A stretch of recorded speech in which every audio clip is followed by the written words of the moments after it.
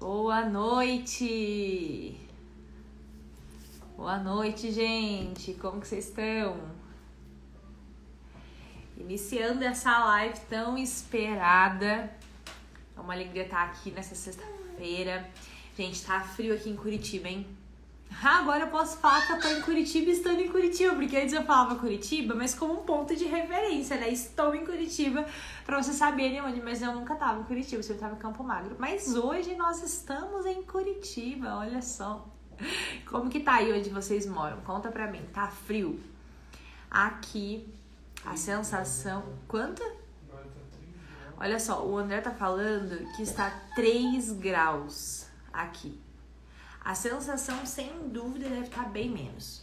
Deve estar bem menos a sensação. Aqui dentro do apartamento é mais quente. A gente sentiu a diferença gigantesca lá da casa da mãe pra cá. Mas tá frio. Curitiba tá frio pra caramba. Anderleia, boa noite. Seja muito bem-vinda. Letícia, Fran, sejam todas muito bem-vindas. Eu já quero, nesse início de live, pedir pra você me ajudar a compartilhar essa live. Vai ter muita informação boa aqui hoje, vai ter muita coisa legal que vocês precisam saber. Convidei hoje a Magda e o André para estar aqui junto comigo, partilhando um pouquinho com vocês sobre teologia do corpo, sobre vida, sobre família. A gente vai falar sobre motivos de ter ou não filhos. A gente vai entrar nesses temas também. Vai ser uma live muito produtiva, tenho certeza. Então, quero te convidar a curtir essa live, clica aí no coração, vai curtindo a live.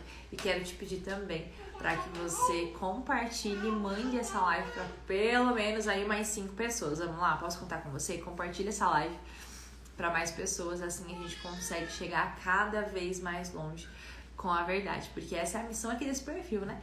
Levar a verdade para as mulheres, para as famílias, né? E com esse tema hoje que tanta gente me pergunta, me questiona sobre teologia do corpo. E eu trouxe quem me apresentou a teologia do corpo, quem me fez, né? Me fez se apaixonar pela teologia do corpo. Então essa live vai ser muito boa hoje, gente. Muito boa mesmo. Então boa noite, Rafaela, seja muito bem-vinda. A Vanderlei, que bom, Vanderlei, você vai conseguir assistir ao vivo. Joyce, seja muito bem-vinda. Karine, seja bem-vinda. Eu não sei se a Magda deve estar por aí. Se vocês quiserem me solicitar para entrar, eu já coloco vocês aqui. Vamos lá. Jéssica, seja bem-vinda. Isso aí, gente, vamos curtindo essa live para que mais pessoas possam entrar aqui com a gente. Deixa eu já aceitar aqui o André, como tem bastante coisa legal pra gente falar. Deixa eu já aceitar aqui. Aí, acho que deu certo. Vamos ver se vai. Aí, boa noite. Boa noite. Boa noite, Bia. Uma alegria estar com vocês. Uma alegria minha, seja muito bem-vinda. Muito bem-vinda aqui. Obrigado, viu? Muito bom estarmos juntos aí para falar de coisas muito interessantes, né? Sim. É um tema muito bacana que eu tenho certeza que vai surtir muito fruto. Tenho certeza que vai, gente. Muito obrigada pelo convite, pela disposição. Para mim é uma alegria estar aqui com vocês. Eu falei para o André hoje de manhã, quem diria, bem, que um dia a gente ia estar aqui junto falando sobre teologia do corpo, sobre fertilidade, né? O Senhor prepara muito bem seu caminho, né? A gente vive coisas, passa por situações que a gente pensa por quê? E daí depois a gente entende tudo, né? É verdade. Com certeza. Que alegria. Vocês querem se apresentar um pouquinho então? E daí depois eu me apresento também e a gente dá andamento. Beleza. Então eu sou o André Florencio, aqui da comunidade Canção Nova, casado com a Magda, né? Fizemos 8 anos de casado essa semana, né? Graças a Deus. Somos pais da Miriam, com 5 anos, do Lucas, com 4 anos, e da Maria. Lucas 5. Desculpa. Da Miriam com 6, vai fazer 7. Do Lucas com 5 e da Maria com 3. É isso. Vai ser aniversário agora, dia 6 de agosto. Lucas deu um upgrade agora aqui, eu não atualizei. E um no céu, Muito com a graça recente. de Deus. E temos o nosso Miguel no céu, né? Foi o nossa primeira gravidez, que ela não... nós tivemos a perda do que nós chamamos de Miguel, né? Nós não chegamos nem a saber o sexo, mas com 2 meses a gente teve aí a triste notícia que nós perdemos, mas temos aí hoje a Miriam, o Lucas e a Maria, que fazem uma festa aqui em casa, né? Deixa a casa elétrica o tempo todo, né? Só nessa hora aqui que eles estão dormindo, então o negócio fica um pouquinho mais tranquilo. A gente consegue fazer algumas coisas, né? É verdade. A rotina do sono salva vidas. É isso. E aí, então nós somos aqui da comunidade Canção Nova, né? A Magda tem já 17 anos, eu 16 de comunidade, temos 6 meses de diferença só, né? Nos casamos aqui na comunidade, aqui nós vivemos a nossa vida, aqui nós educamos os nossos filhos, aqui formamos a nossa família, aqui nós exercemos o nosso apostolado. Então, é uma vida doada, né? Essa é a nossa vocação. André, natural de Santo André, São Paulo, e eu aí da nossa terra, né? Vizinha Paraná. da Bia. Tava falando pra Bia, como que tá o frio aí? Eu já desacostumei do frio aí do Paraná, mas também morei, né, a minha vida toda em São José dos Pinhais. E graças a Deus estivemos com a Bia, estávamos partilhando agora há pouco, né? Um encontro de teologia do corpo que o Silvio promoveu e que nos convidou para estar lá. Foi uma graça aquele encontro foi muito bom, muito marcante mesmo. Para mim e para o André foi muito bom, né, aquele encontro. E hoje poder ver os frutos, né, depois de tantos anos, né, ver que frutificou. E a gente estava falando, né, há coisas que nós só vamos ver no céu, né? Muitas vezes a gente vai em missão e a gente não tem ideia, né, do que as sementes que a gente joga. Deus vai fazendo crescer e depois contemplar o que Deus está fazendo é muito bonito. E é muito bonito ver o seu trabalho hoje, né, sendo luz na vida de tantas famílias, Bia. A gente fica muito feliz mesmo. Que bom, eu já agradeço. Eu acho que tem uma profecia com o nome Bia, porque aqui também tem uma Bia, né, da Canção Nova, você deve saber, né, que ela tá à frente do método Billings aqui na Canção Nova desde o início. Acho que tem alguma coisa que atrai, não? Pois é. Eu acho que já ouvi falar dela, não conheço, mas já ouvi falar dela, sim. Marque uma live com ela, ela é maravilhosa. Ela trata de método Billings. Nossa, uma das... Legal. Trouxe pioneiras assim, exatamente, que trouxe para o Brasil todo aí também, ajudou muito na divulgação do método Billings no Brasil também. Verdade. Ô, Bia, eu quero só pedir a bênção ao padre Tiago Machado, que está aqui, que eu vou estar na paróquia dele aí no final do mês de setembro, né? Então ele está aqui também, padre, sua bênção, viu?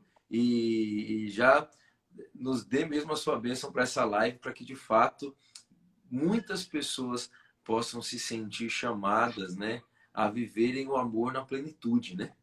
Exato. É isso aí. Então, obrigado pela presença de muita gente boa que está aí, né? Aí o padre já mandou a bênção pra gente aqui. Já mandou. Que legal, gente.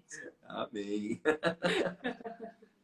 Que bom, gente, fico muito feliz. E olha só, eu preciso partilhar, né? Faz um tempinho já aí que eu contei um pouco sobre essa história, como eu conheci o método Billings, né? Para o pessoal, então acho bacana reafirmar um pouquinho, né? Confirmando essa missão. Eu lembro que lá em setembro, né? Foi 2012, se eu não me engano. Eu sempre me confundo com os anos, mas foi 2012. Acho que a Maria estava grávida, não estava? Estava quase ganhando, não era? Alguma coisa assim? Não, 12 não. Não.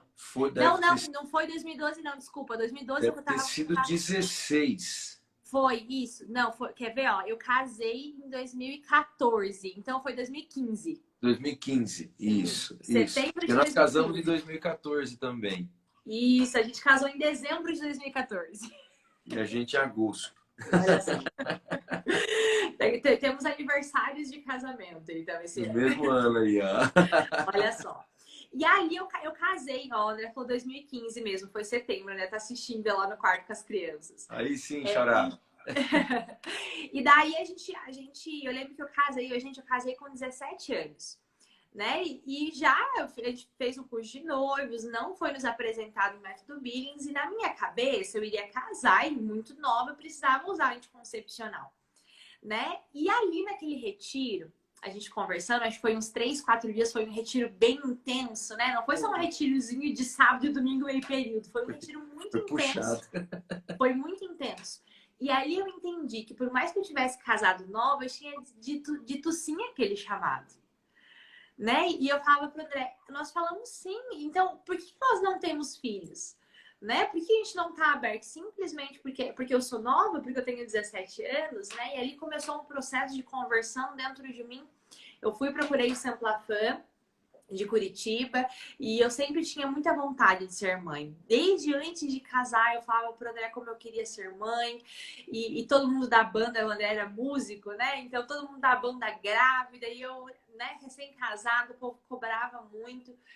E foi aquela chama foi só crescendo. Depois daquele retiro ainda, parece que ela tava fervendo aquele desejo de ser mãe. Né? Então eu conheci o método Billings, engravidamos do Miguel, logo em seguida, foi em fevereiro que eu engravidei depois do retiro. Vivi o método Billings ali, depois comecei a usar depois que o Miguel nasceu e fui chamada para ser instrutora do método como uma surpresa, assim, a Márcia, né, que é daqui de Curitiba, me convidou para ser instrutora. E aí eu comecei a me apaixonar, gente. Comecei a me apaixonar pelo método e fui conhecendo cada vez mais. Comecei a ensinar. Foi quando eu conheci a Fernanda Zapparoli, né, na época. Comecei a atender muita gente que ela mandava para mim. E uma coisa bem bacana de eu partilhar com vocês, eu lembro de um processo que eu passei, que eu trabalhava em história de contabilidade, e todo mundo fala, Bianca, mas por que você não atende método? Faz um curso. Eu falo, a gente não dá, o método só consigo atender final de semana, é uma missão. E foi indo, eu falava, Jesus, confirma no meu coração, o que o senhor quer com isso? Como que eu vou largar um trabalho e vou só ensinar método? E uma coisa que aconteceu, que foi assim um start, né, para essa missão toda desse Instagram, é que o senhor falou assim para mim, Bianca, não tem como você cuidar mais das minhas vidas só no teu tempo que resta. Eu preciso do teu todo nessa missão. E ali eu falei, então tá bom, Jesus, então vamos lá. E a partir dali, né, principalmente depois que a Heloísa nasceu, eu tenho vivido intensamente com essa missão de transformar a vida das mulheres e elas entenderem o quanto o anticoncepcional está fazendo mal para a vida delas. E ter realmente, né, o entendimento do corpo da mulher, do casal, o porquê que nós somos casados e todo esse mundo maravilhoso que vocês vão apresentar para a gente hoje, né, de teologia do corpo. E o que tem confirmado essa missão é uma carta apostólica acho que do Papa João Paulo II, né? Que é aquela Mulheres Dignitatem, que fala sobre isso, né? Que um novo tempo virá a partir do momento que as mulheres se posicionarem e assumirem a sua missão de volta. Né? Então está sendo um tempo incrível e graças ao sim de vocês de virem para cá, eu conheci e o Senhor vai fazendo a sua graça, né? É verdade. E até pegando o gancho disso que você falou, né? Veja como a igreja ela é sábia e como a igreja ela não despreza ninguém. Né? Então, nós estamos hoje aí no auge dos movimentos, né? Ideológicos, né? E, sobretudo, as mulheres que tentam encontrar o seu lugar na sociedade, o seu lugar na igreja, diante de tantas exigências, diante de tantos direitos, mas a igreja, ela garante não só os direitos, ela garante também a qualidade de vida, ela garante a saúde, e ela garante não só a saúde do corpo, mas a saúde da alma também. Né? Então, quando a gente vai falar de método Billings, né? E eliminar a utilização, sobretudo dos anticoncepcionais, né? Porque você tem que ingerir um medicamento que vai exercer uma ação no corpo e que você tem um resultado, mas você também tem as outras realidades. O remédio ele causa efeitos colaterais, né?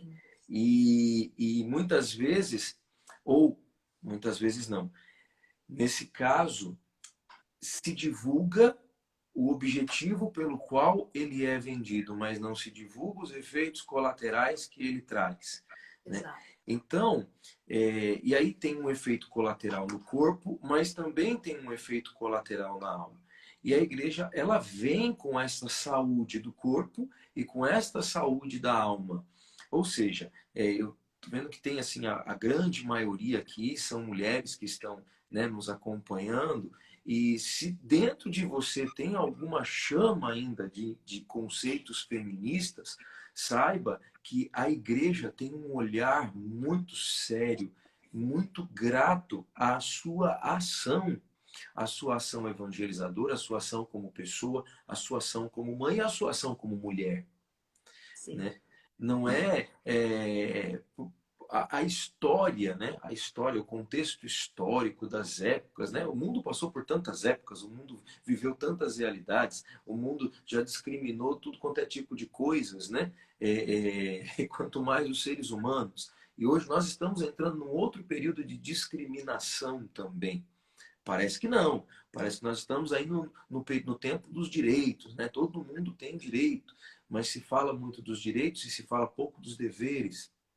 Sim. E parece que hoje o que se quer eliminar é a discriminação, mas se elimina a discriminação de algumas coisas, mas se inaugura a discriminação de outras. Então, isso é importante, que nós tenhamos uma atenção muito grande para que nós não possamos cair nessas ideias, nesses movimentos que não estão interessados na saúde do seu corpo, muito menos na saúde da sua alma. E Exato. muito menos na saúde psicológica. Isso nem precisa ser olhado, né? E pegando aqui o que o André está, né, falando para nós, partilhando, a gente vai ver, né, tanto o documento Humana Vita como a teologia do corpo, né, ela nasce também num período, de fato, aonde veio esse boom do anticoncepcional, né? Então, vem toda essa mentalidade, né, que quer, de fato, retirar, né, o maior bem que a gente pode ter, que é um filho, né? Mas, pegando esse gancho do anticoncepcional, eu digo assim, eu tenho uma doença, né, já partilhei isso em outros testemunhos, né, que é um angiodema. E antes de me casar com o André, para tratar, inclusive nem foi por causa do angiodema, o angiodema veio depois. Eu tinha endometriose. Sim. Né? Tinha uma endometriose profunda, detectada, fiz exames e tudo mais. Eu tenho até hoje cólicas muito fortes, né? Mas, na época, ainda solteira, quando eu fui, né, nos ginecologistas e tudo mais, então eles iniciaram um tratamento com anticoncepcional comigo para tratar a endometriose. Ou seja, eu ainda era solteira. Então, eu tomei durante um tempo, comecei a tomar esses anticoncepcionais para tratar a endometriose. E o que aconteceu? Vieram os efeitos. Porque é isso que o André falou, né? As pessoas não contam, parece lindo, né? Você simplesmente parar de menstruar. Mas Exato. existe toda uma consequência no seu corpo, né? E o que aconteceu? Eu tive vários episódios da minha perna inchar, do meu braço inchar. Eu me lembro uma vez que eu fui visitar o André, porque eu morava aqui em Cachoeira, o André morava em São Paulo. O André vai lembrar desse fato. Ele estava me levando para a rodoviária para eu ir embora. E eu comecei a vomitar. Vomitar. E era assim, nada parava no meu estômago. E eu vomitei. Todo o período que eu estava lá, eu vomitava. E eu estava no carro. E no carro indo para o Tietê. Parece trágico, né? Eu vomitando sem parar. E aí eu falei assim, eu não tenho condição de pegar o ônibus. Eu preciso ir para o hospital. E a gente foi para o hospital. E eu tomei tanta medicação lá para reverter o meu quadro, e eu estava já quase desmaiando. E aí acabei que eu fiquei em São Paulo por conta disso. E aí começou toda uma investigação do que estava acontecendo comigo. Certo? Depois de muitas investigações, e todo mundo falava, você está tomando alguma coisa diferente? Eu falei assim, olha, eu estou tomando esse anticoncepcional porque eu estou tratando a endometriose. Aí todos os médicos, não é isso. Não é isso. Por fim, eu continuei tomando a medicação. O que que aconteceu? Eu tive um edema de glote. Meu Foi meu Deus. primeiro edema de glote gravíssimo. Fui para o hospital, quase morri, ainda solteira. E lá, ficando internada depois desse episódio, aí o médico falou assim: vamos tirar o anticoncepcional, porque pode ser ele. E era. Depois de tudo, né? Mas já tinha acontecido já várias coisas, até eles aceitarem que de fato era. E Exato. realmente, entendeu? Era o estrogênio do anticoncepcional que estava gerando todas essas reações no meu corpo, né? Sim. Então, para contar que de fato, e muitas pessoas mulheres que, histórias que não são contadas, né? De mulheres Exato. que até vêm a falecer por causa de uso, mas que são histórias que não são contadas, que ninguém fica sabendo. Não, e é impressionante, porque hoje, estudando tudo isso, a gente vê, por exemplo, que o anticoncepcional ele não serve para tratamento. Então, por exemplo, no seu caso de endometriose, eu acredito que hoje, né, você deve já saiba dessa situação, mas o anticoncepcional ele não é um tratamento. Né? Nem para endometriose, nem para SOP. O anticoncepcional ele serve simplesmente como anticoncepção para não engravidar. O único mecanismo dele, né? Então tem lá os anticoncepcionais só com progesterona, um com os estrogênios, ou com os dois, e são hormônios sintéticos que suprimem os hormônios naturais dos ovários. Então, a função do anticoncepcional é suprimir os hormônios naturais para que eles não trabalhem, para que não liberem o hormônio ovariano para a hipófise e assim vai. Então, ele não gera um tratamento. Né? Então, a endometriose profunda na sua situação, né? Então, provavelmente devia ter focos em várias coisas, intestino, na cavidade ali, pélvica, né? E o anticoncepcional não ia tratar nada. Ele ia fazer com que o ovário não tentasse não sangrar tanto. Mas toda vez que você parasse de usar aquele anticoncepcional, ia vir todo aquele negócio tudo de volta, como uma bomba. Às vezes, muito maior. Então, é exatamente isso. O povo promete o rosto limpo de espinha, a rede farmacológica promete a libido maior, promete emagrecer e um monte de coisa, um mundo de ilusão. Só que olha o tanto de coisa que vem por trás, né? Então, principalmente para as mulheres que têm SOP, endometriose, a gente vê, eu pego situações terríveis, assim, de mulheres que estão tentando tratar e elas não querem mais o anticoncepcional, ou elas querem engravidar. Só que toda vez que ela larga o anticoncepcional, volta todos os efeitos e o médico fala para ela: volta a tomar, precisamos regular o ciclo. E dela nem engravida, nem regula ciclo, porque tá tudo errado. Né? E daí parte do princípio básico da mulher não entender, não conhecer quem ela é de fato, como funciona o mecanismo do corpo dela, qual que é a importância do corpo dela, que eu acho que é o que a teologia traz para nós, né? Essa importância de entender o nosso corpo. A gente escuta tanto, né, sobre a menstruação é um sangramento inútil. Da onde isso? A menstruação precisa acontecer, mas precisa acontecer de uma forma saudável. O ciclo menstrual precisa acontecer também de uma forma saudável, né? E assim, é interessante que linkando, né, essa realidade do anticoncepcional à realidade da teologia do corpo, o que acontece? Quando o Papa São João Paulo II começou a fazer as catequeses que depois originaram a teologia do corpo, o mundo ele estava com ideias semelhantes àquelas que nós vivemos hoje. Ou seja, nesses últimos 40 anos, sempre se fala em liberdade e sempre se fala em democracia, né? Então, todo mundo quer o bem de todo mundo, então, para que todo mundo tenha o bem de todo mundo, as pessoas precisam de algo que seja mágico e que dê uma liberdade, né? Então, sempre tem que ser algo mágico, que traga alegria e liberdade. E aí se começou aquela questão da liberdade sexual, né? Então, as pessoas começavam a sair de dentro daquelas realidades da família que oprimia, né? E passou a fazer as suas escolhas, né? Por causa dessa realidade democrática que precisava se viver. Bom, aqui eu não estou fazendo uma crítica política, não é essa a ideia, mas é só para entender que quando o mundo estava nessa situação, e ele não saiu dessa situação até hoje, né? Essa ideia de liberdade e democracia, São João Paulo II começa a fazer as suas catequeses, que foram um total de 133 catequeses, falando justamente sobre o quê? Sobre o corpo. Então, é aqui que tem um link bonito, porque nós estamos aqui falando sobre a ação de um medicamento sobre o corpo. E por que se busca esses medicamentos para o corpo? Geralmente, porque ou você quer ter a liberdade entre aspas, de poder se relacionar sexualmente, sem Responsabilidade. sem a responsabilidade, sem o ônus, né? Que eu quero me relacionar, tendo o bônus, que é o prazer, mas não quero ter o ônus, que é o filho. Então, em nome disso, eu crio um medicamento para dar a felicidade, a liberdade, o poder de escolha, mas que você acaba se escravizando. Ninguém te escraviza.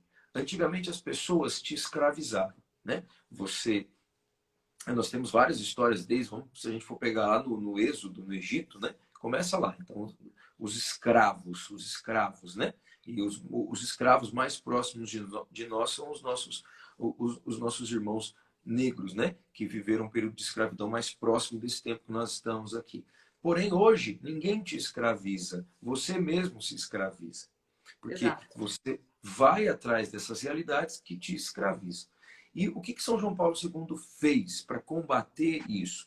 E a igreja ela é muito bonita e sábia, porque a igreja ela dá justamente a arma que a escravidão intelectual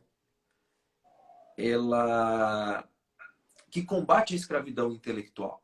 Porque antigamente a escravidão vinha por uma algema e pronto. Hoje a escravidão está aqui.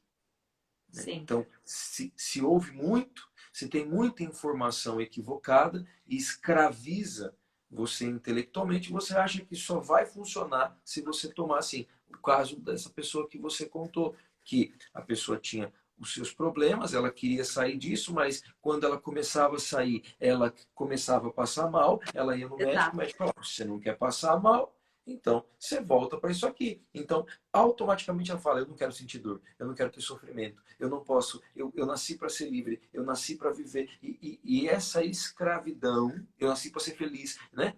Ela acaba te aprisionando. E São João Paulo II vem justamente dando a informação, a formação que combate essa escravidão intelectual que nós estamos lutando contra ela até nos dias de hoje. Então, a teologia do corpo, se eu posso resumir, né, o conceito dela é levar conhecimento sobre a realidade do corpo humano e não só sobre a estrutura do corpo humano, né? Vamos falar ou seja psicológica, ou seja física, funcionamento de órgãos, não. Mas a intenção com que Deus criou o corpo humano. E como Deus se revela, né? Como Deus se revela no corpo humano, como Deus se revela nos relacionamentos, né? O corpo do homem e o corpo da mulher, como eles revelam Deus e como eles foram criados com uma missão específica de revelar Deus às pessoas. Então, ele vai dando a formação para libertar. Né? Ele vai entrando, falando sobre coisas muito simples do dia a dia. Né? Por exemplo, quem não ama? Todos nós amamos. Mas o que é o amor? Então, a teologia do corpo vai dizendo para nós o que é o amor.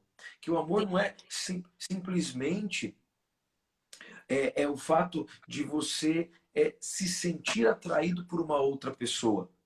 Ou você aceitar a outra pessoa. O amor não é simplesmente isso. O amor ele vai muito além disso.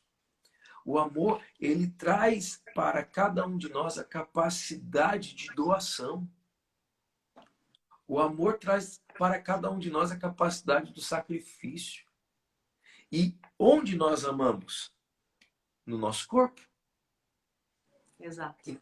Então, o nosso corpo, ele é um reflexo do amor. Mas que amor? Do amor de Deus.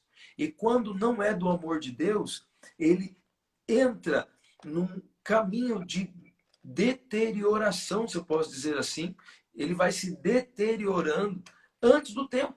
Porque o corpo ele começa a se corromper após a morte.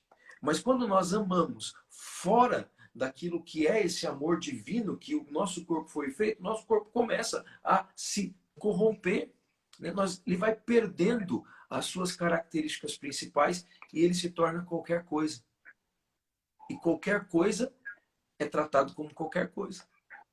Sim. Então, o que São João Paulo II vem nos dar subsídio para compreender quem nós somos de fato. Por que nós existimos? E por que nós estamos dentro de um corpo? Porque nós habitamos esse corpo durante a nossa vida. Acabou a nossa vida, a nossa alma continua vivendo.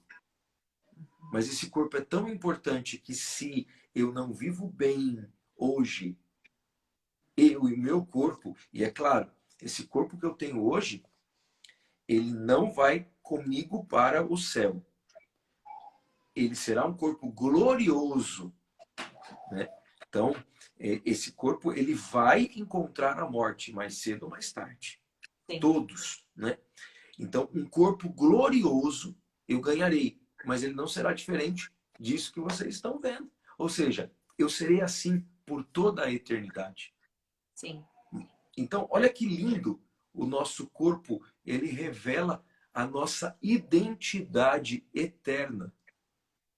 E daí a gente sai, né, daquela versão de que a gente escuta, né, de que não faz sexo porque sexo é pecado, para algo maravilhoso e divino, né? Porque quando a gente fala sobre sexualidade, sobre o corpo, muitas pessoas resumem a sexo é pecado, né? Sobre uma parte que, nossa, é pequena, né? E a gente começa a olhar a magnitude como um todo. Eu fiz uma palestra para adolescentes na semana passada e eu falava justamente disso. Porque hoje a gente tenta assustar os adolescentes falando sexo é pecado, você não vai pro céu. E daí a gente tira tudo isso. Eu falo, a gente precisa começar a estudar sobre o que são as coisas, o que é a teologia do corpo, o que é sexualidade e apresentar o quão belo é o nosso corpo. O que o Senhor planejou para nós, como nós precisamos viver isso. E daí aqui já entra numa pergunta que eu acho que é bem bacana vocês responderem, que quando a gente fala a frase, a teologia do corpo, a gente pensa, eu tenho que fazer uma faculdade, sabe Deus quanto tempo, porque é uma teologia, né? Então, como que é tratada a teologia hoje? Tem informação? Conta pra gente. Tem informação? Tem uma escola? Como que é o acesso às pessoas à teologia do corpo? Como que aprende isso? Hoje nós temos muita informação, né?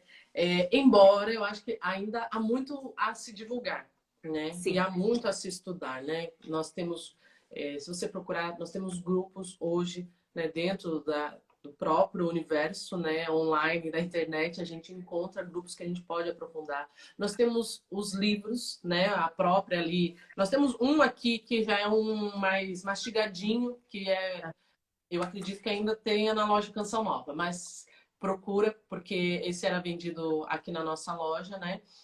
E legal. Trata a teologia do corpo mais mastigadinho, certo?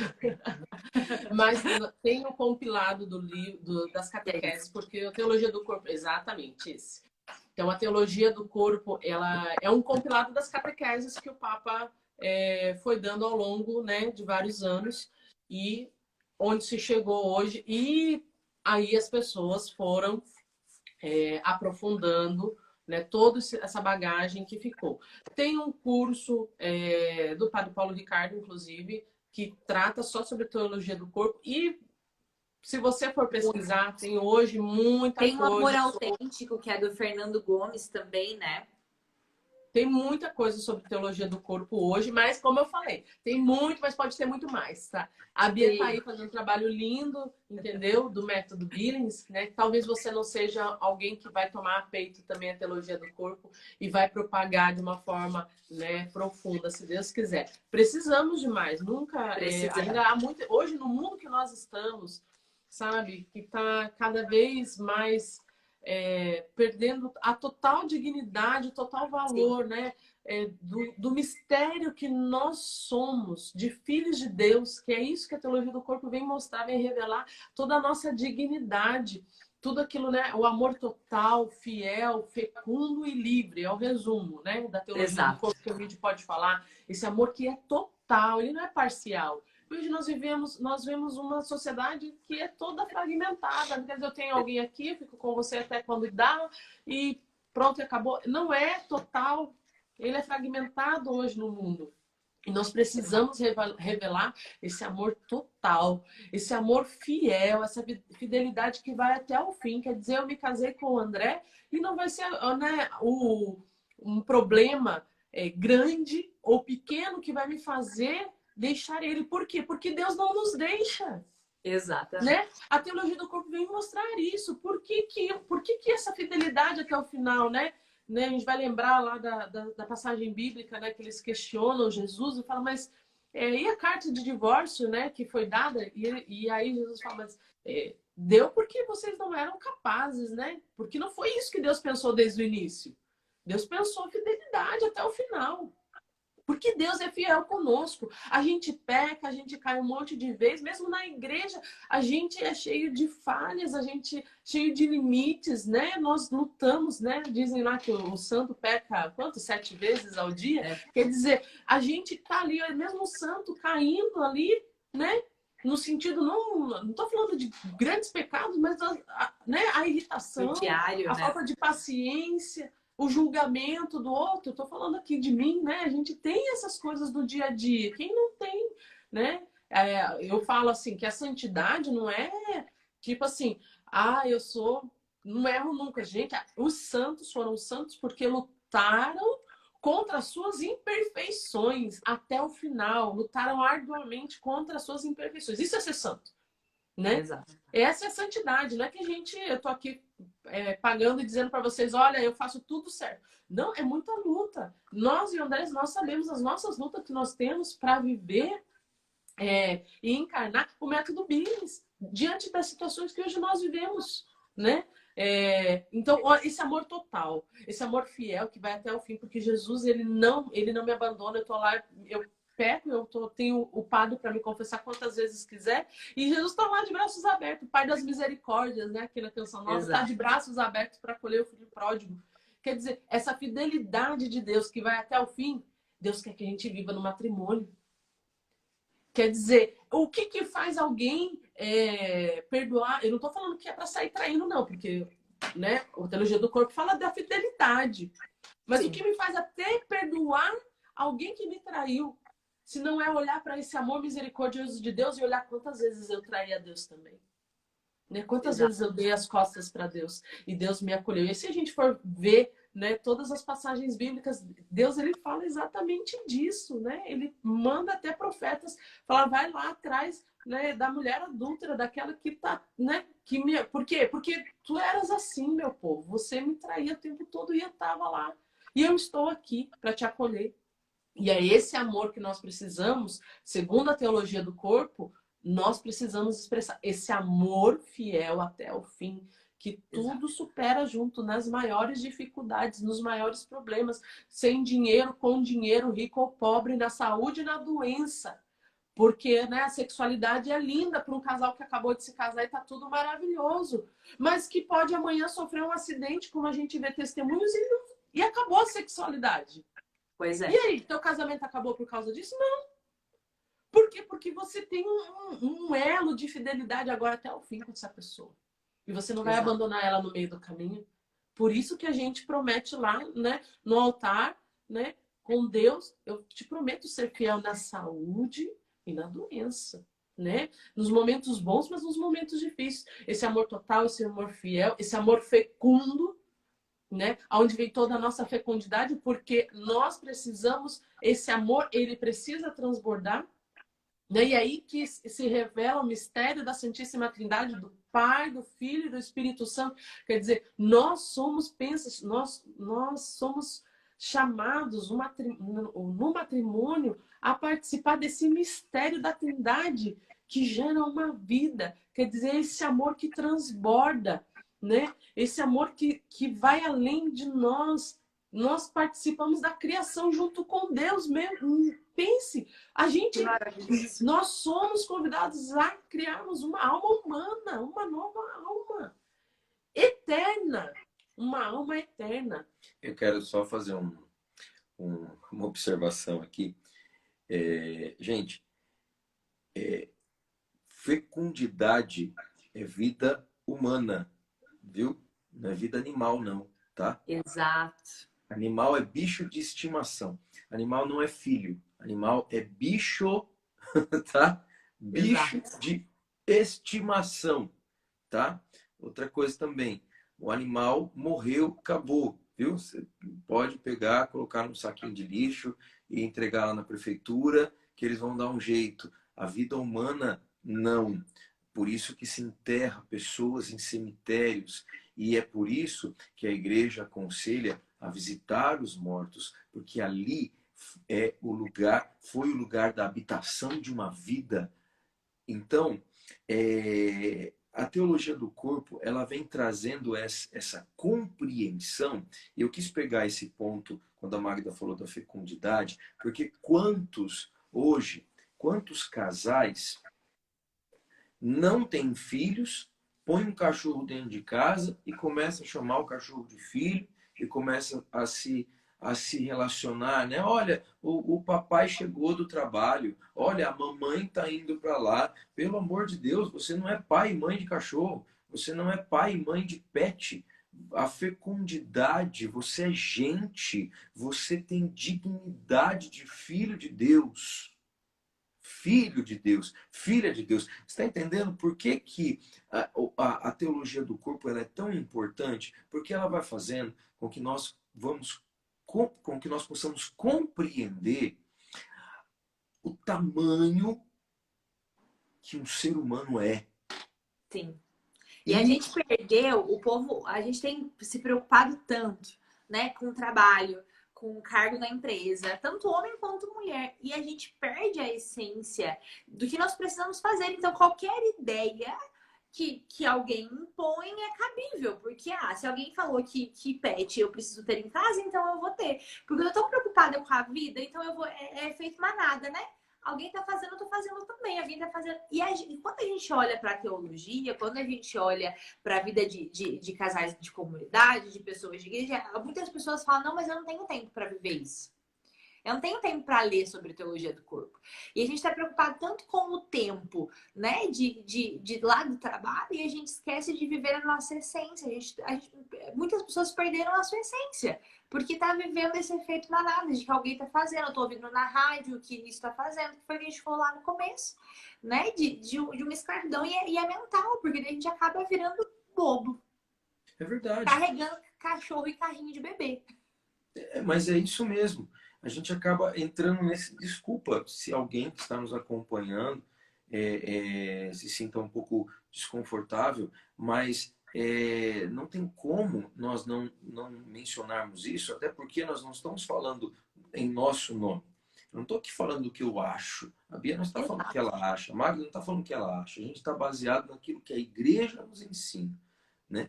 Então, nós somos católicos, apostólicos, romanos, temos o Papa como aquele que mantém a direção da igreja, né? Hoje, desde Pedro até os dias de hoje, acreditamos nos dogmas, nós temos o nosso credo, nós professamos o nosso credo pelo menos em cada domingo. Então, nós não podemos falar aqui algo que não seja o que condiz com a nossa igreja. E nós estamos aqui falando de uma forma esmiuçada, por exemplo, nesse livro, Chamados ao Amor, né? Que você pode adquirir.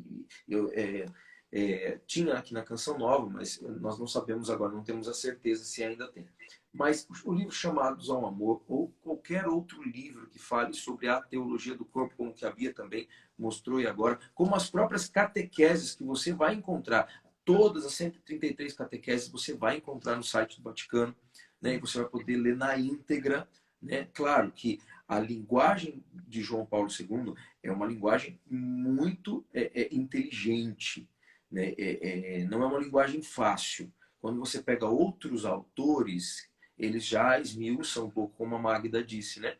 Sobre o tema. Mas a intenção é saber que você é uma pessoa, que você tem uma dignidade de filho de Deus e que, como pessoa, você até falava dos jovens, né?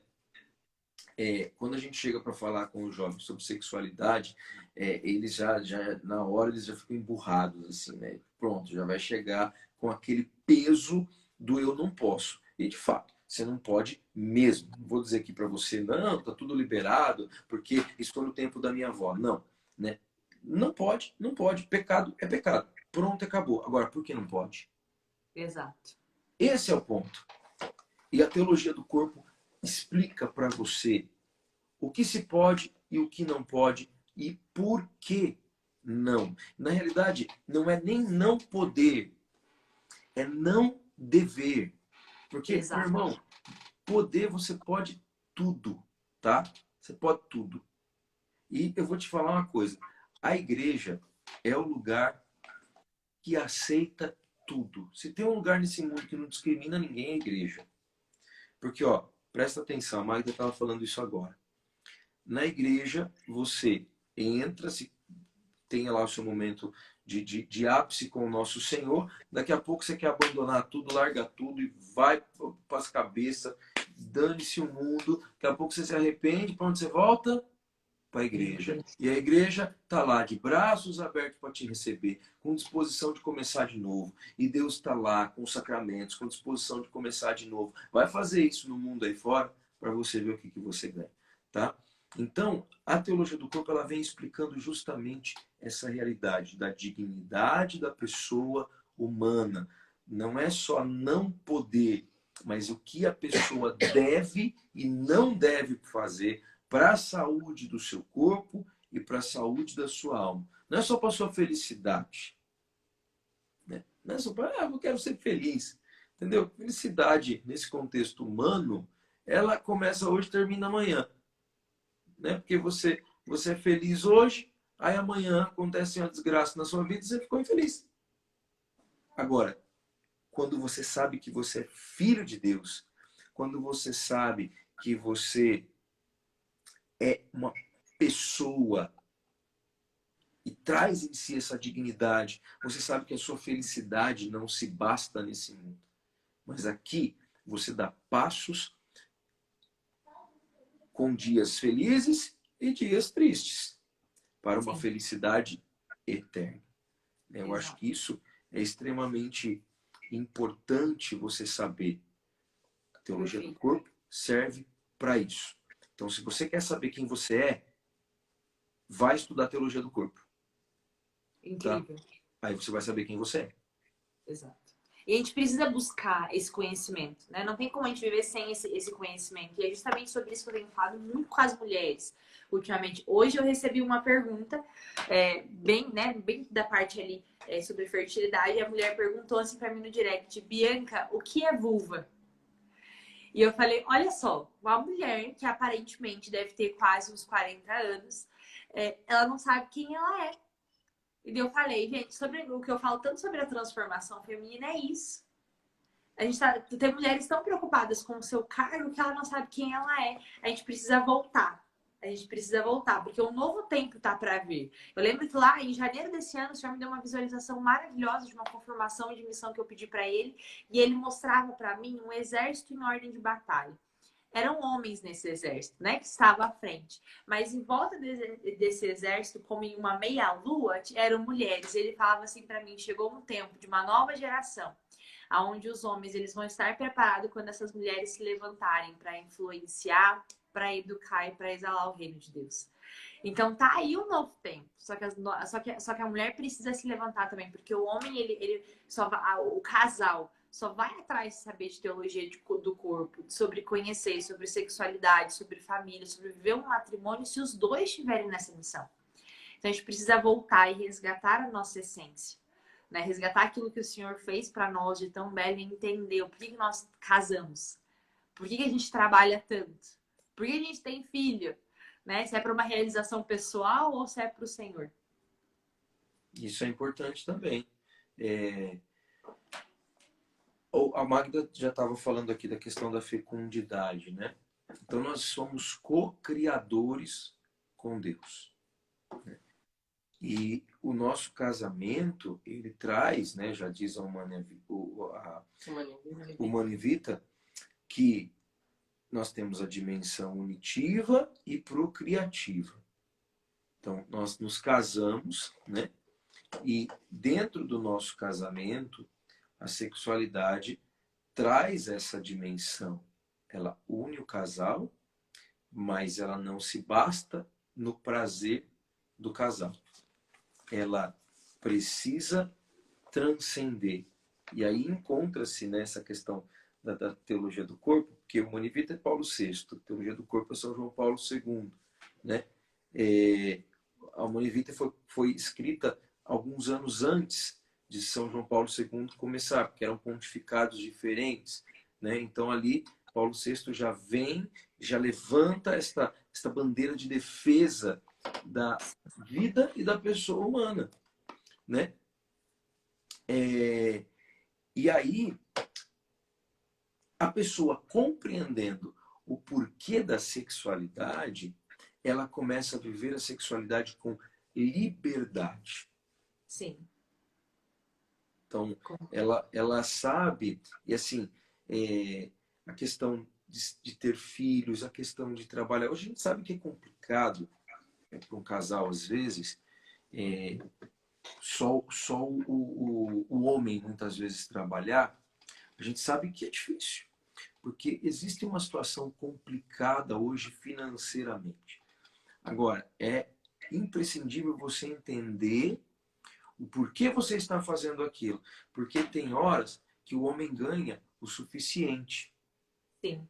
Mas a mulher não quer se sentir rebaixada. E aí ela quer trabalhar também. Então veja a intenção.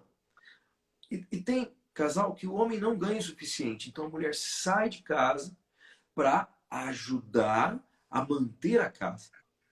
Né? Então essa é a grande questão. O porquê. O porquê. O porquê ele vai dizer muito daquilo que é preciso fazer. E daí eu acho bacana, gente. Deixa eu contar pra vocês que já tá 52 minutos a nossa live. O que aconteceu com o tempo?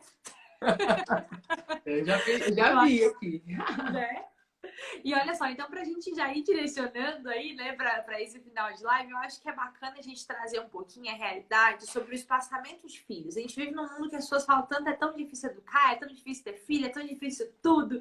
E eu sempre falo, difícil devia ser antes, né, que não tinha médico fácil, que não tinha doula tão fácil, que não tinha equipe obstétrica maravilhosa, com todas essas coisas que tem hoje. Não tinha fralda descartável, né?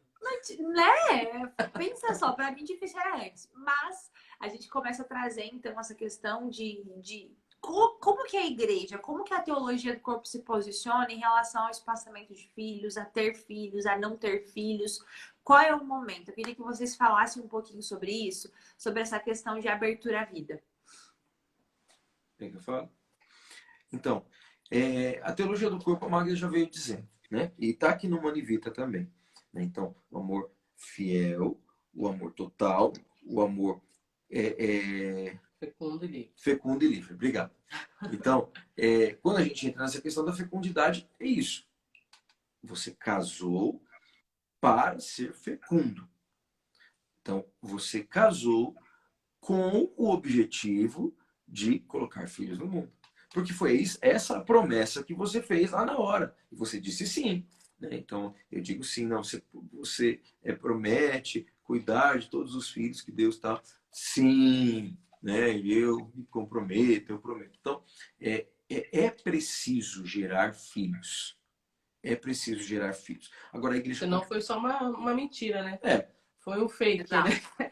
Foi um casamento fake. olha, claro. Só para filmar. Você Só fala uma assim, brincadeirinha. André, existem realidades fisiológicas que me impedem de ter filhos. Opa, isso aí é um ponto Uhum. que a igreja trata. Então, como que a igreja resolve essa realidade? E aí, a teologia do corpo vai tratar disso, lembrando sempre da dignidade da pessoa humana. A teologia do corpo sempre está voltando a isso, voltada a isso. Ah, eu não posso ter filhos por uma situação fisiológica. Como que você resolve isso? Adoção. Não é inseminação artificial, nada disso. É adoção. É dessa forma. André, não me sinto aberto a isso. Então vai ser fecundo na vida das outras pessoas. Quantos casais são fecundos na vida de tantos jovens aí? Sim. Mas não é inseminação artificial. A questão do espaçamento. Até o próprio Humano Vitae trata disso, porque é até muito interessante que tem um ponto que fala que da paternidade responsável, que comporta, né, a ordem moral objetiva estabelecida por Deus com consciência reta e intérprete fiel. Ou seja, a igreja fala assim de paternidade responsável, a igreja fala assim de grana, a igreja fala assim de capacidade psicológica. Está tudo nesse documento aqui, porque a teologia do corpo garante a dignidade da pessoa humana, certo? Então, se você percebe, poxa vida, eu não tenho capacidade psicológica hoje. Então, não adianta você só botar filho no mundo, porque você precisa criá-los também. Mas você precisa ser sincero com você mesmo, né? Você não tem capacidade ou você está querendo ter um tempinho para tirar né? Para sobrar uma graninha, essa real intenção é importante. E eu acho que é preciso, não dá para caminhar sozinho, sabe? É preciso muitas vezes buscar uma direção espiritual, buscar alguém para ajudar a enxergar a própria verdade, para não chegar a um julgamento precipitado, tanto de vou ter, entendeu? Me entendam assim, não é que, mas vou ter todos os filhos que Deus me quer sem pensar nas consequências, me vem muito a passagem, né? Quem que começa a construir, se nem uma casa, né? A própria palavra de Deus diz, né? Você não começa a edificar uma casa sem saber se você vai conseguir terminar, certo? Então, você não vai, se nenhuma casa a gente começa a levantar sem pensar, né? Quanto mais na questão de acolher os filhos que Deus quer nos dar, né? Exato. Então esse acolhimento ele precisa também estar bem sustentado, certo? Porque você precisa devolver essas almas para Deus. Porque se você cria essas almas para elas caírem no pecado e caírem no inferno, que desgraça maior Exato. do que essa.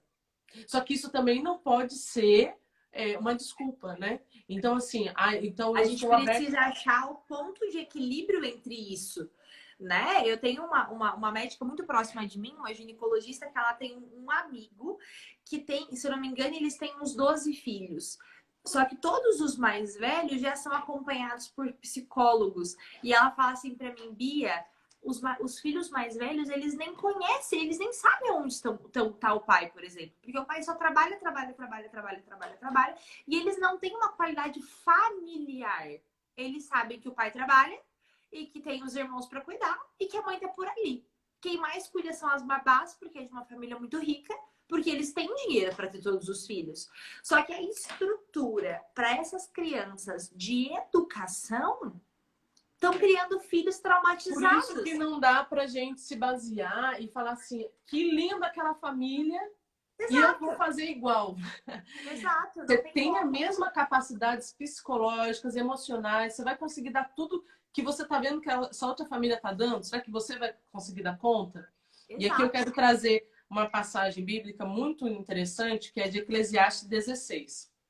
Diz assim: não te regozijes de ter muitos filhos, se são maus. Nem ponhas neles a tua alegria, se não tiverem o temor a Deus. Não confies na sua vida, nem voltes os teus olhares para os seus trabalhos. Pois um único filho temente a Deus vale mais do que 1000 filhos ímpios. Eclesiástico 16. Então, assim, para dizer que na palavra de Deus vai falar as duas coisas. Vai falar para você ser aberto, mas vai falar que você precisa devolver esses filhos para Deus. Exato. Que você precisa criá-los para o céu. Ontem eu olhava para as minhas crianças e eu falava, meu Deus, eu preciso criar 3 santos. Só que não é fácil. Não. É uma luta Entendeu? diária. Porque a gente precisa se santificar. Exato. Eu preciso me santificar, o André precisa se santificar, o quanto que a gente tem que se converter, o quanto que a gente precisa crescer, entendeu? E a gente busca todo dia, e a gente olha, e é assim, e o normal é assim, quanto mais você busca, mais você vê que, meu Deus, eu ainda tenho que eu tenho muito, entendeu? Mas só complementando essa realidade, nós precisamos ter essa responsabilidade de devolver esses filhos para Deus, né? E é por isso que a igreja conta com a nossa inteligência, com a nossa busca de conhecimento. A Magda estava falando que a gente precisa, né, se santificar. Então, nós precisamos buscar, nós precisamos correr atrás para a gente saber. E precisamos ser pessoas de Deus para entender. Será que é o momento de eu ter mais um filho? Será que é o momento de eu não ter filhos? Né? Qual é a motivação de tê-los e qual é a motivação para não tê-los? Né? Então, essa realidade precisa ser muito bem avaliada, porque a igreja, ela conta com isso. O Papa Paulo VI, quando ele escreveu esse documento, ele não escreveu esse documento dando uma ordem. Ele escreveu esse documento dizendo assim, e aí? Como que você vai tratar isso? Você tem capacidade, porque aqui está em Eclesiástico já, é melhor ter um santo do que 1000 ímpios, entendeu? Mas eu não posso parar só... Aí eu venho aqui e falo assim, não, então eu vou ter um só, porque é o seguinte, tá difícil demais criar filho hoje, se fosse no tempo da minha mãe, etc, etc e tal, né? Porque a gente vê essas desculpas também. Não, você está sendo egoísta. Então, é preciso ter consciência. E você fala assim, eu até brinco por aqui, que quando, né, tem gente perto de mim que eu até falo, eu quero ter mais, quero ter mais. E depois eu falo assim, Bianca, mas olha como que tá o mundo. Não consigo ter mais. Eu falo, gente, se as pessoas boas pararem de ter filho, o que vai ser da geração dos que já estão aqui? Desses nossos filhos de 6 anos, de 5 anos. Se as pessoas boas pararem de ter filho, o que vai? Por quê? Porque tem gente fazendo fia e a rodo fora. Né? E as pessoas boas não querem parar, isso não pode acontecer. Sim, mas é justamente isso. Não é não ter filho porque o mundo está ruim. Mas o mundo sempre foi ruim. Qual que é a primeira história? Conta para mim a primeira história familiar da Bíblia. Adão e Eva. Foi trágica. Já começou. Já começou ruim. Entendeu? A primeira história na Bíblia podia ser, né? Olha, uma família que teve 250 mil filhos, etc. Não, já começou dando tudo errado. Caim e Abel. Caim e Abel, já Caim matou É isso que eu ia Abel. falar agora. Eu li Catecismo da Educação essa semana e lá pergunta, você está criando Caim ou Abel? Então, e a realidade é, o mundo sempre foi ruim. E o mundo vai ser ruim até Jesus voltar, né? Então, não tem motivo, não vou ter filho, porque criar filho nesse mundo é complicado. Sempre foi. Sempre foi. Se você perguntar para sua avó, ela vai falar, naquela época era muito difícil, porque tinha que levar para a roça comigo, trabalhar o dia inteiro, eu chegava em casa, sempre vai ter os problemas.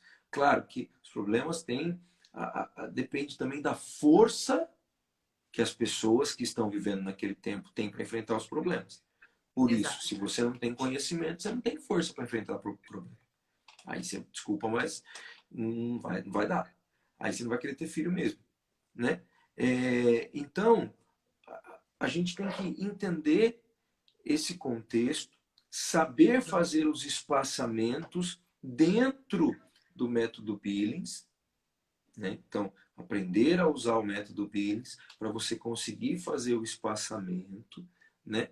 Para você também ter a sua relação sexual com qualidade, com tranquilidade, né? Os casais têm esse direito, a igreja dá esse direito aos casais, né? Então, é preciso, só que não dá só para evitar. Exato. Tem doenças que de fato impedem que você tenha filhos, então isso de fato, né, é preciso, como a Magda disse, de um diretor espiritual, mas também de alguém com conhecimento em igreja, em, em...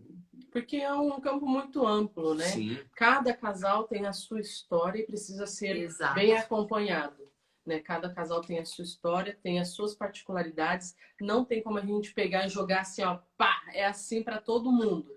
Entendeu? Exato. Não é assim. Entendeu? Eu olho os meus filhos, eu preciso ter um olhar com o Lucas, um olhar para Maria, um olhar para Miri. Cada um é totalmente diferente do outro, certo? Se assemelham em algumas coisas, mas o temperamento, o jeito, a forma como se relaciona, a forma como sente as coisas é totalmente. E eu tenho que tratar cada um de uma forma especial.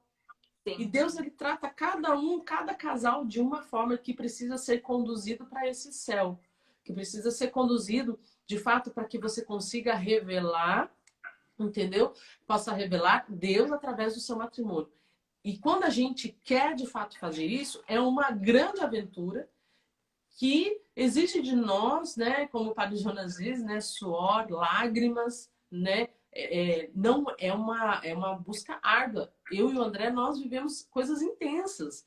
Quer dizer, quando eu me casei, estava para me casar com o André, eu tinha endometriose profunda, eu poderia não ter filhos. Eu ouvi de vários médicos falar, olha, vai ser impossível você engravidar. Somente com uma inseminação artificial você vai conseguir engravidar, você não vai conseguir ter filhos.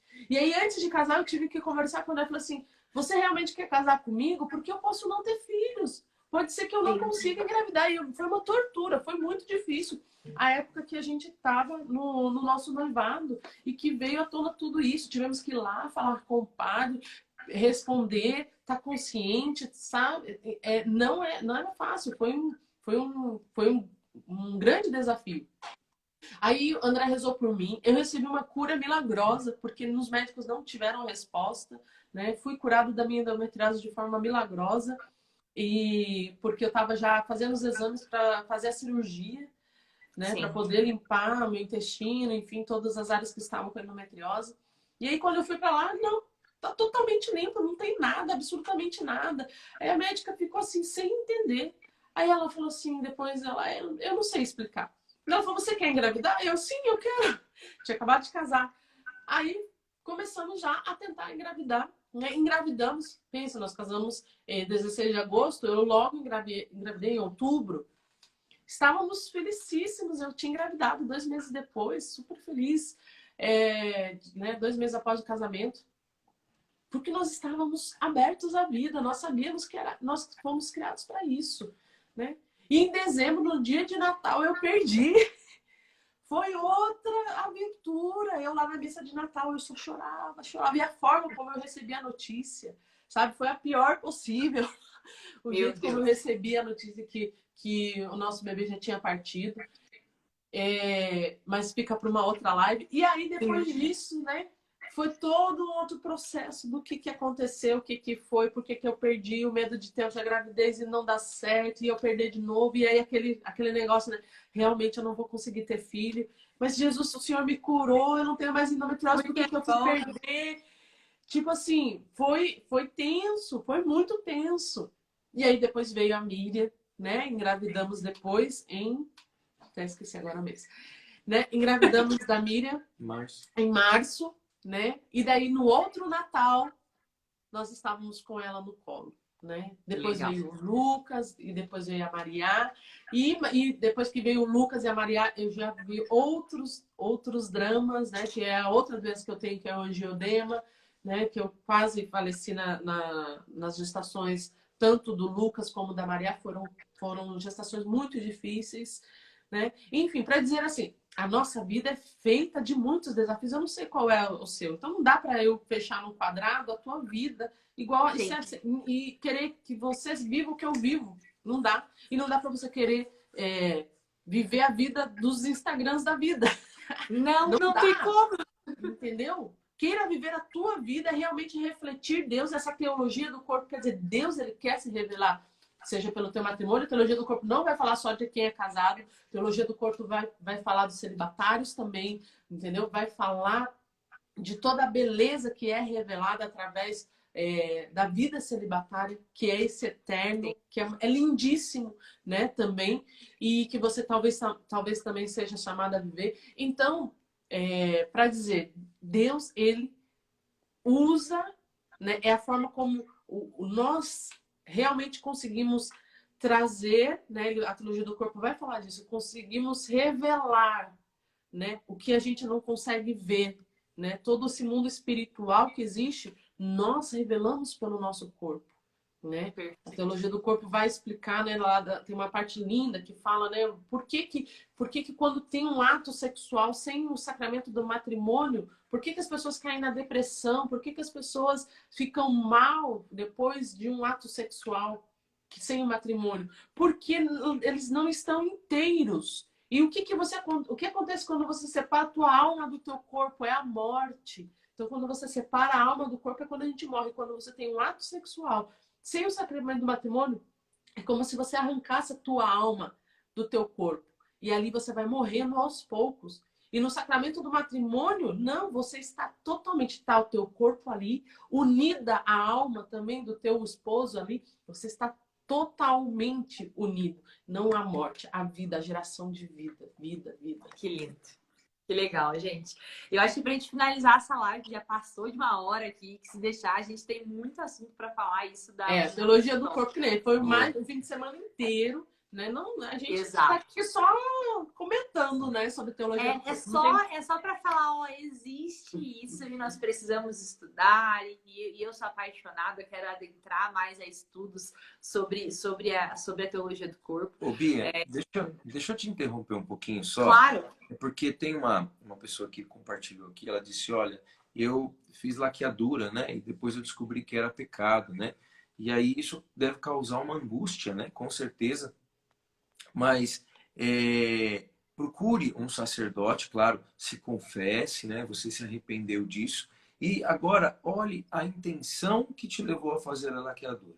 Se foi de fato uma intenção um tanto quanto fútil, assim, de fato é complicado, porém já foi feito.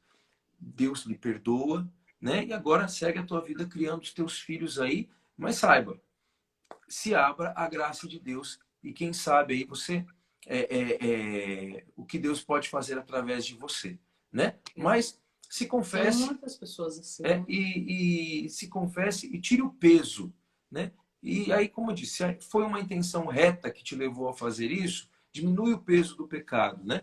Mas se não, busque a Eucaristia. E agora é preciso viver a vida, né? Tem aqui uma outra pessoa também que disse que ela gostaria de adotar, mas ela tem filho biológico. Não, você pode adotar sim, mesmo tendo filho biológico.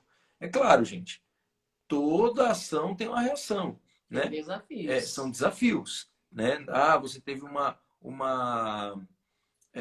ação linda de adoção, mas isso também tem os problemas normais da criação de um filho. Então, né, você tem que saber ter essa noção. A gente conhece um casal que já tinham 3 e adotaram mais 2, né?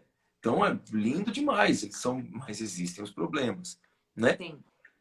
Então, graças a Deus aí a gente vai vendo que as pessoas vão se superando, né? Então, assim, eu achei interessante falar essas duas coisas, mas é isso. Perfeito, gente. Em resumo, né, eu acredito que tudo isso que a gente falou é procurar direção, né? Procurar uma fonte bem segura para você pegar as informações, estudar e ler. E nós estamos na época do conhecimento, né, Bia? Então, veja assim, nós estamos numa transformação, né, de mundo, né, onde o conhecimento está sendo altamente divulgado, graças a Deus, sim, mas para o bem e para o mal. Precisamos achar as fontes seguras. Exatamente, para o bem e para o mal. Então a gente precisa, nesse tempo, que é uma guerra de conhecimento, certo? É uma guerra espiritual até mesmo do conhecimento, para que a gente possa, de fato, compreender a fundo a nossa missão. Quer dizer, o Exato. conhecimento que nós temos hoje, há anos atrás, não existia. A teologia do corpo é algo recente.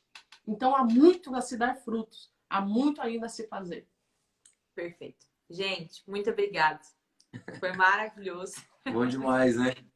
Uma alegria partilhar com vocês essa experiência. Muito obrigada mesmo. Estou à disposição. E a gente precisava marcar mais um retiro de teologia do corpo, dá muito assunto. Dá mesmo. Precisando de nós, Né? estamos aqui, viu? Eu também. fazer um só Deus pro abençoe. fiel, outro só pro fecundo, outro só pro total, outro só pro livre, uma live para cada um. Verdade. Vamos muita fazer coisa. uma imersão aí sobre teologia do corpo, porque dá, olha, é muita coisa pra gente ensinar, mas acredito que aqui já foi um pedacinho, pelo menos, pra gente gerar um desejo.